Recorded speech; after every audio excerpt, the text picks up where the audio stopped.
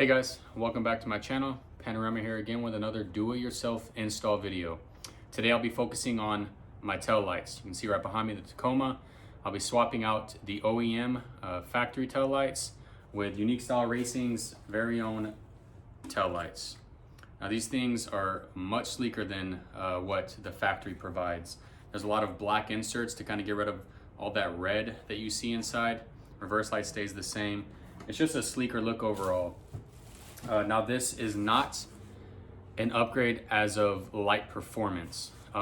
There are not going to be any LED bulbs I'm putting in. It's just swapping out the cover for a little bit sleeker design. As y'all know, my truck is all black and red. I do have a lot of chrome delete on there besides the interior. So just kind of getting rid of the excess that's on the outside of the truck. Like I said, it's not going to enhance the performance of the tail lights because I'm not swapping out any LED bulbs. It's just going to be a sleeker design.